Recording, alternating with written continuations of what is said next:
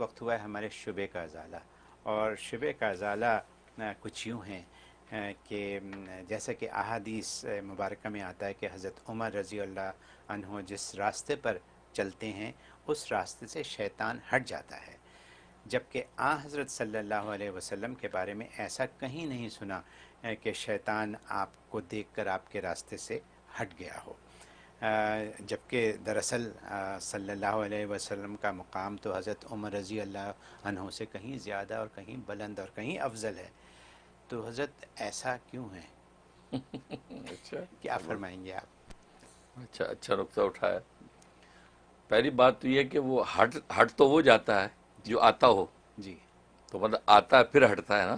ہاں، بات تو صحیح. نبی کے سامنے آتا ہی نہ ہو تو ہاں، پھٹے گا کیسے؟ ہٹے گا کیسے؟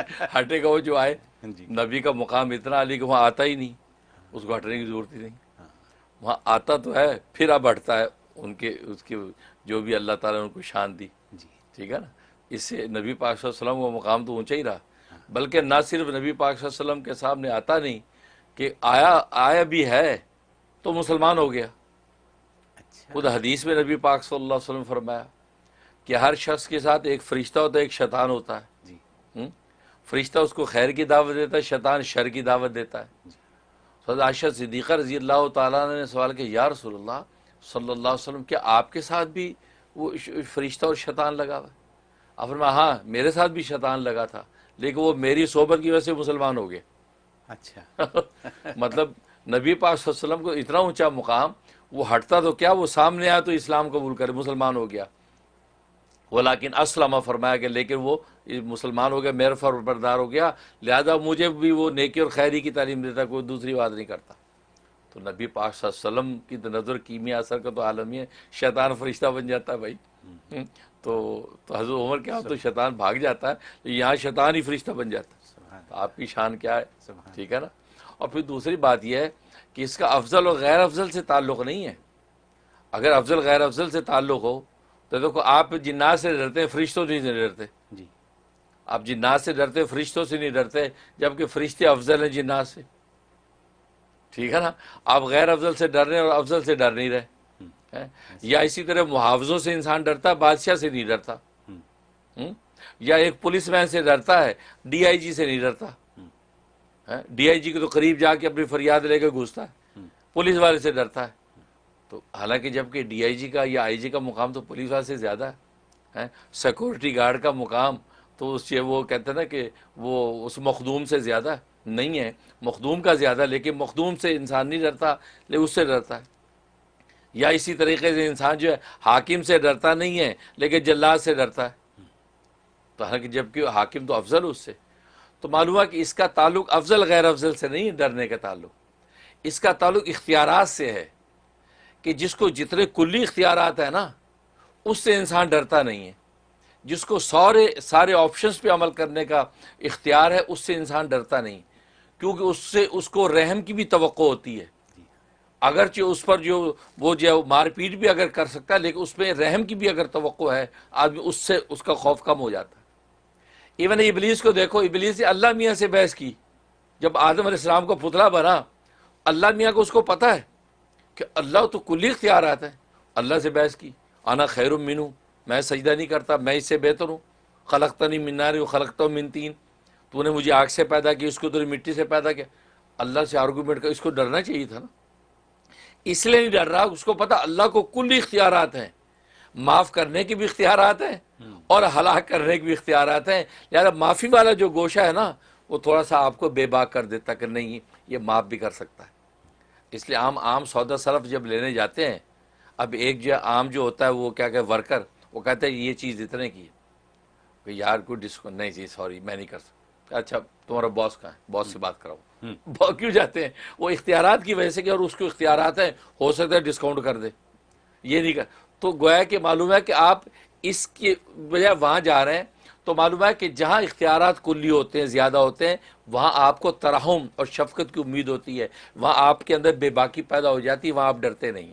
بالکل درست. تو نبی کریم صلی اللہ علیہ وسلم کی جو ذات جمال جہاں آ رہا ہے، وہاں پر جمالیت کا ایسا رنگ ہے کہ وہاں پر جو ہے وہ یہ نہیں کہ جلال ہی جلال ہے تو ابلیس کیا یار قریب کیا یہ نہ ہو کہ وہ جناب پٹائی شروع ہو جائے. ہلاکت تو اس کی قیامت بھی ہونی ہے، لیکن یہ کہ پٹائی شروع ہو جائے. حضرت عمر رضی اللہ عنہ کا جلال طاری ہے، آپ پر ایسا دبدبہ جلال اور ایسا اشداء الکفار کی چلتی تصویر ہے. تو ابلیس سوچتا ہے یار ان کے آگے آئے نا انہوں نے دنائی لگا ہی دینی ہے. لیکن رسول اللہ کے آگے آئے تو رسول اللہ میں تو جمال ہی جمال ہے، جمالیات رنگ ہے، وہاں پھر بھی گنجائش ہے بچت ہو جاتی، تو وہاں پھر بھی کم بخت ادھر ادھر گھوم لیتا ہے، لیکن حضرت عمر کے سامنے نہیں آتا کہ وہاں تو جلال ہے. کیونکہ جیسے قرآن میں فرمایا اشداء علی الکفار رحماء بینہم، کہ قرآن کریم صحابہ کرام رضوان اللہ علیہ مجمعین کی شان بیان کی. اشداء علی الکفار، کافروں پہ سخت ہیں، وہ رحماء بینہم آپس میں بہت نرم ہیں. ٹھیک ہے نا. تو مطلب ہے کہ یہ اشداء علی الکفار کی عملی تصویر، جو کامل عملی تصویر اللہ نے حضرت عمر کو بنا دیا. ان فاروق اعظم رضی اللہ تعالیٰ میں وہ شان ہے، لہذا وہاں شیطان کو پتہ کہ یار یہاں تو شدت ہے بھائی، یہاں تو میں سب سے بڑا کافر اعظم ہوں، یہ نہ ہو کہ جناب سامنے آیا اور جناب میری دنائی لگ جائے، اس لیے بھاگتا ہے ڈر کے. لیکن رحماء بینہم یہی وجہ کہ ابو بکر صدیق رضی اللہ تعالیٰ کے بارے میں نہیں کوئی پوچھتا کہ ابو بکر کا مقام تو افضل ہے حضرت عمر سے، ان کے بارے میں کیوں نہیں فرمایا؟ کیونکہ نبی اور حضرت عمر کا تقابل تو ہو ہی نہیں سکتا، لیکن ابو بکر عمر کا تو ہو سکتا ہے، وہاں پوچھنا چاہیے تھا، اس لیے پوچھا. وہ رحماء بینہم وہ ترحم کی چلتی تصویر ہے حضرت ابو بکر، اور حضور کا جمالیاتی رنگ ابو بکر پر ایسا چھایا ہوا ہے کہ وہاں پر ایسی کوئی روایت نہیں آتی کہ ابو بکر کو دیکھ کے شیطان جو راستہ بدلتا ہو. کیوں کہ وہاں ترحم ہی ترحم ہے، وہاں ایک خاص آہوزاری درد ہے کہ یا اللہ اس کو معاف کر، اس کو معاف کر، یہ کیفیت ہے. تو معلوم ہے کہ دیکھو اس کا تعلق اختیارات کے ساتھ ہے. تو نبی کو کلی اختیارات ہیں، تو وہاں ابلیس جو ہے وہ اگر گھوم پھر بھی رہا ہے، اس کو پتہ ہے کہ نبی پاک صلی اللہ علیہ وسلم پر ایک شفقت اور جمالیاتی رنگ ہے، تو لہٰذا دنائی پٹائی کا خطرہ نہیں ہے. لہٰذا عمر کے ہاں جو ہے وہ ان کے ہاں تو شدت ایسی ہے، اور وہ تو بس یہ شدہ الکفار ہی ہیں، یہ نہ ہو کہ پٹائی ہو جائے. اس وجہ سے جو ہے وہ ان سے ڈرتے ہیں. ورنہ نبی پاک صلی اللہ علیہ وسلم کی تو روب کا عالم یہ ہے کہ خود فرمائے نصرت بالرعب مسیرۃ شہر، مجھے اللہ تبارک و تعالیٰ نے دشمن پر روب ایسا عطا کیا ہے کہ 1 مہینے کی مسافت پر دشمن ہو تو میرے روب سے وہاں کانپتا ہے. تو ابلیس سے بڑا دشمن کون ہو سکتا ہے؟ جو اور دشمنوں کو بھی ورغلاتا ہو تو کیا رسول اللہ صلی اللہ علیہ وسلم کے روب کی وجہ سے کانپتا نہیں ہوگا؟ یقیناً. تو نبی نے آپ خود فرمایا کہ میرا حضرت عمر کا روب تو اس راستے تک ہی پہنچ رہا ہے کہ وہ شیطان دور ہو رہا ہے، تو آپ کو تو مہینے کی مسافت پہ پہنچ رہا ہے. اس لیے آپ کا تو روب کا عالم یہ ہے. لیکن میں نے بتایا کہ روب کے ساتھ اختیارات جب کلی ہوتے ہیں تو اس میں کیا کہتا ہے کہ لوگ کہتے ہیں یار بادشاہ سے امید ہے شاید معافی ہو جائے، یار اس کو شاید معافی ہو، تو بندہ اوپر جاتا ہے. جیسے آج کی عدالتوں میں کہ یہ پریزیڈنٹ، اب سارے عدالتی فیصلے ہو چکے ہیں، اب پریزیڈنٹ کے پاس ایک آپشن ہے معافی کا. اب پریزیڈنٹ تک کیونکہ کلی اختیارات ہیں نا، اب ساری دنیا ادھر دوڑتی ہے، یار پریزیڈنٹ اگر رحم کی اپیل پریزیڈنٹ کو کر دو یار شاید معاف کر دے. وہ پریزیڈنٹ تک کیوں پہنچ رہے ہیں؟ اور اس کے نیچے والوں سے خوف کھا رہے ہیں آپ کہ یار یہ جلاد مارنا دے، یار یہ جس نے فیصلہ کر دیا یار. لیکن پریزیڈنٹ کیوں بھاگ رہے ہیں؟ کہ آپ کو پتہ ہے وہاں کلی اختیارات ہیں. وہ اگر یہ سائن نہ کرے تو پھانسی ہو سکتی، سائن کر دے تو بچ بھی سکتے ہیں. تو انسان میں ایک بے باکی اور ایک امید لگ جاتی ہے، لہٰذا اس کے پاس پہنچنے کی کوشش کرتا ہے. تو یہ وجہ ہے. تو حضرت عمر رضی اللہ عنہ پر جو ہے وہ ایسے جلال اس پہ طاری ہے، اور اللہ نے خاص خصوصیت اللہ نے ظاہر کرنی تھی. اور یہ بھی یہ فیض رسول اللہ صلی اللہ علیہ وسلم کا ہی ہے. رسول اللہ صلی اللہ علیہ وسلم کا جو فیض ہے، یعنی آپ کے اندر جو ہے دینی حمیت اور دینی غیرت اور اسلام اور اللہ کے بارے میں جو آپ کی غیرت کا ایک ہے نا وہ ایک شان اور کیفیت ہے، اس کیفیت کو گویا کہ اللہ نے کہ مجسم شکل میں حضرت عمر کی صورت میں پیش کر دیا کہ دینی غیرت کے اندر عمر گویا کہ رسول اللہ صلی اللہ علیہ وسلم کی ایک تصویر ہے.